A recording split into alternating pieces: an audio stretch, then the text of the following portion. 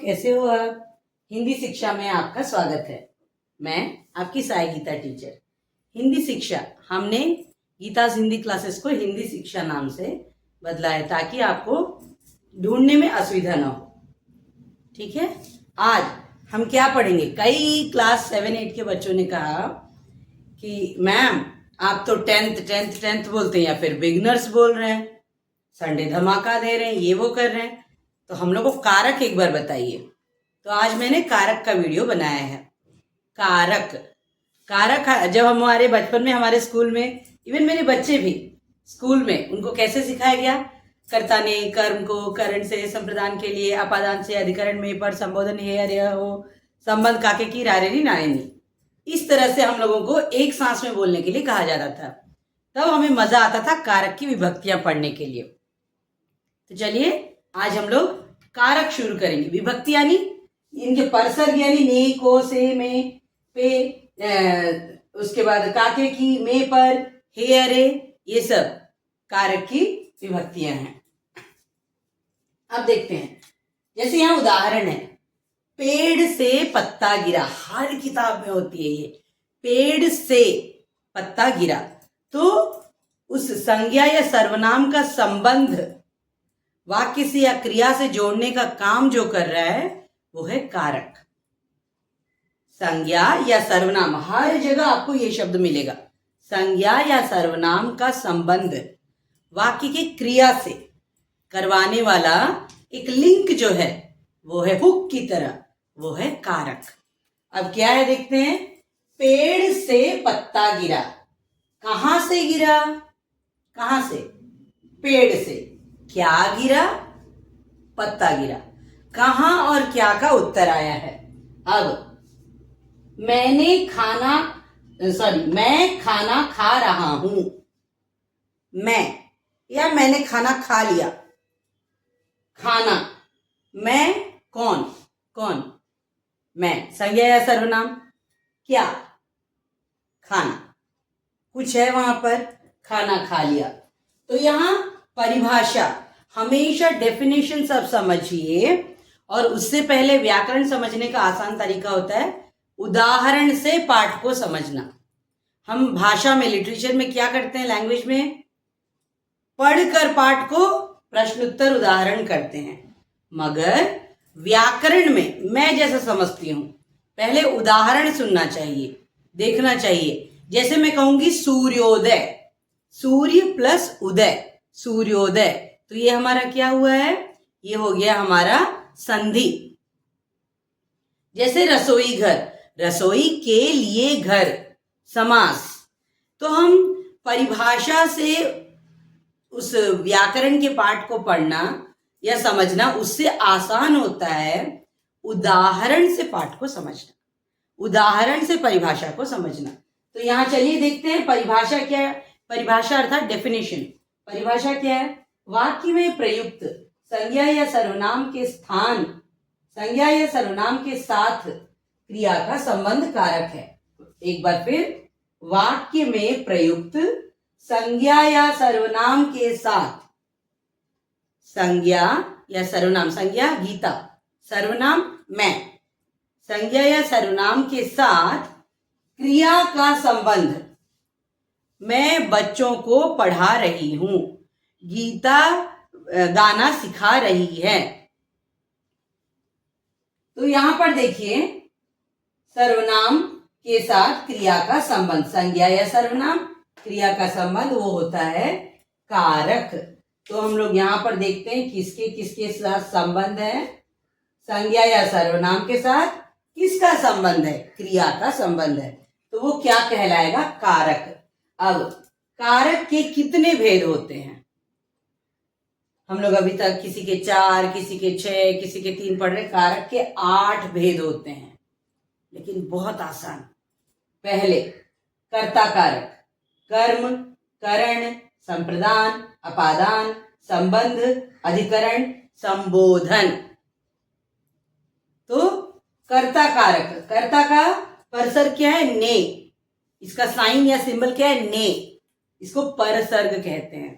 कर्ता ने कर्म को करण से संप्रदान को के लिए, अपादान से, संबंध का के की, अधिकरण में पर, संबोधन हे अरे ओ। ठीक है, अब देखते हैं कर्ता कारक ने। उमा ने कविता सुनाई। उमा ने, किसने? उमा ने कविता सुनाई। वाक्य में क्रिया करने वाला जो कर रहा है उसे हम कहेंगे कर्ता, द डूअर, कर्ता। सकर्मक और भूतकाल में ने होता है, माने जो पास्ट टेंस है, सकर्मक क्रिया है उसमें ने होता है। अगर अकर्मक क्रिया जिसमें कर्म नहीं है तो उसमें ने नहीं होता है। आप अगर हर बार जैसे कह रही हूं, आप स्क्रीनशॉट लेंगे या फिर मैं फोटो भेज रही हूं उसको देखेंगे तो आपको अलग से नोट्स लिखने की उतनी जरूरत नहीं पड़ेगी। आप प्रिंट आउट निकाल कर रखिए, प्रैक्टिस के लिए लिखिए, प्रिंट आउट निकाल कर रखिए, आराम से इसको पढ़िए, समझिए। अब और एक बार, उमा ने कविता सुनाई, तो उमा यहां काम करने वाला कौन है? कर्ता उमा, इसलिए ने लगा है। और अकर्मक क्रिया जहां होती है वहां ने नहीं होता है। अब कर्म को, शिक्षक ने छात्र को बुलाया, गीता ने बच्चों को पढ़ाया, तो ने हो गया पहला वाला। दूसरा है को, किसको? किसको? बच्चों को। वाक्य की क्रिया का फल संज्ञा या सर्वनाम पर पड़े, मतलब किसी पर वह फल, किसी को, हम किसी को कुछ दे रहे हैं, किसी को कुछ कह रहे हैं, तो वो को वाला भाव जो है वो है कर्म। और कहीं कहीं को के बिना भी कर्म कारक होता है। अब अगला देखते हैं, करण। कर्ता ने कर्म को करण से, रमा हाथ से लिखती है, गीता स्केल से समझा रही है। मेरे पास पॉइंटर नहीं है, स्केल से समझा रही है। से, किस से? स्केल से। किस से? कलम से लिख रही है। तो यहां पर देखिए, करण से, जिस साधन से, मतलब किसी एक चीज से, किसी से कर्ता काम को कर रहा है। मैं चाकू से फल काट रही हूं, चाकू से, किससे मैं यह काम कर रही हूं? वह साधन, वह सामान, किससे? वह वाक्य से हमारा संबंध बता रहा है। क्रिया करता है उसे संप्रदान कहते हैं। कर्ता ने कर्म को करण से, और इसे हम इसके साथ के द्वारा भी लगाते हैं, से के द्वारा, दोनों। कर्ता ने कर्म को करण से, हमारे साथ वो साधन है, मेरे हाथ में ये कलम है जिससे मैं लिख रही हूं, मैं स्केल से समझा रही हूं, है ना। तो यहां मैंने पढ़ा है, पेड़ से पत्ता गिरा, पेड़ से पत्ता अलग हो गया है गिरकर, वो क्या है देखते हैं बाद में। करण से हो गया, संप्रदान को के लिए, मैंने मोहन को, किसको? मोहन को पुस्तक दी। वाक्य में कर्ता जिसके लिए काम कर रहा है, किसी एक पर्सन के लिए कर रहा है, किसी एक के लिए कर रहा है, वो हमारा हो जाएगा संप्रदान। मैंने मोहन को, मैंने बच्चों को पढ़ाया, इस तरह से। अपादान से, अब यहां करण में भी से है, यहां अपादान में भी से है, तो इन दोनों में अंतर क्या है? एक में साधन जुड़ा हुआ है, एक में कुछ अलग हो गया है, दूर हो गया है। बच्चा घर से विद्यालय गया, मतलब घर से दूर होकर विद्यालय की तरफ गया, है ना। दूर होने का भाव यहां पर से लाएगा, अपादान। पेड़ से पत्ता गिरा, संज्ञा या सर्वनाम से अलग होने का भाव या तुलना का भाव, है ना। गीता गौरी से बड़ी है ना। आश्रिता भाषिनी से पहले आई, ठीक है। से कंपेयर हो रहा है, तुलना हो रहा है, कौन पहले आया, कौन बाद में आया, कौन छोटी है, कौन बड़ी है, हमारा कंपेयर हुआ यहां पर। तो ये दो भाव हैं, एक है से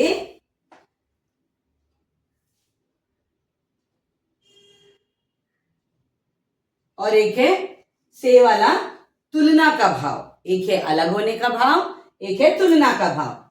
संबंध कारक का, के, की, उसका, उसके, उसकी। रा, रे, री, कौन सा? दूसरा, तीसरा, तीसरी, तीसरे भाई। संबंध बताया किसका? ना, ने, नी, उसने। ठीक है,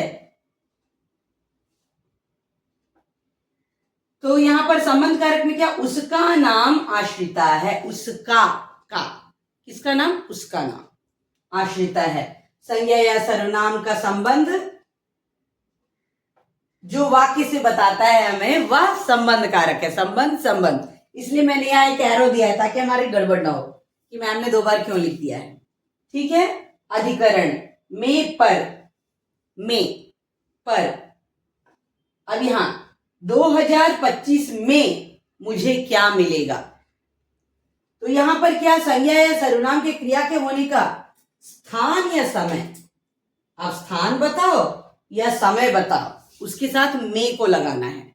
बच्चे पार्क में खेल रहे हैं, में। ठीक है, संबोधन हे, अरे, अहो, हो, इस तरह से। अरे भाषणी तुम आ गई, या फिर अरे भाषणी तुम आ गई, अरे भाषणी आ गई। तो इस तरह से हमने यहां पर अरे संबोधन भाषिणी के लिए किया है। एक लड़की भाषिणी, उसके लिए किया। बहुत प्यारी सुंदर दिखती है, बच्ची है, मैं जानती हूँ जिसे, उसका नाम भाषिणी, बहुत प्यारी लगती है।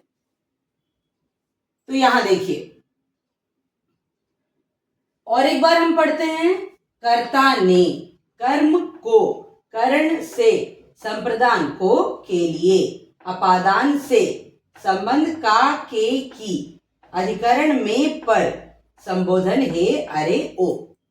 कर्ता ने, उमा ने कविता सुनाई। कर्म को, शिक्षक ने छात्र को बुलाया। करण से, रमा हाथ से लिखती है। मैं देखिए उसको सर्कल भी की हूं ताकि आपको समझ में आए। संप्रदान को, के लिए, मैंने मोहन को पुस्तक दी। मैंने मोहन के लिए पुस्तक खरीदी। को, के लिए आ गया। अपादान से, अलग होने का भाव। पेड़ से पत्ता गिरा, बच्चा घर से विद्यालय गया। संबंध का, के, की, उसका नाम आश्रिता है। अधिकरण में, पर, 2025 में मुझे क्या मिलेगा? संबोधन, हाँ, पर के लिए, पेड़ पर कबूतर बैठा है, पर, उसके ऊपर, पर। संबोधन हे, अरे, ओ में, अरे भाषणी तुम आ गई। ठीक है, इस तरह से हमने कारक पूरा पढ़ा। और अंत में मैं आइदर इसमें प्रश्न दूंगी, क्योंकि वीडियो लंबे हो जाते हैं समझने के बाद, मैं प्रश्न लिख दूंगी, आप कोशिश कीजिए उसको सॉल्व करने के लिए। कम से कम बताइए कि इसमें कौन सा कारक है। कारक पहचानना है, परसर्ग पहचानना है या फिर कारक पहचानना है। ठीक है, अच्छे से रहिए, स्वस्थ रहिए, शुद्ध हिंदी सीखिए। और हिंदी शिक्षण में लाइक, शेयर, सब्सक्राइब करके हर दिन वीडियोस देखकर अच्छी हिंदी सीखिए। धन्यवाद।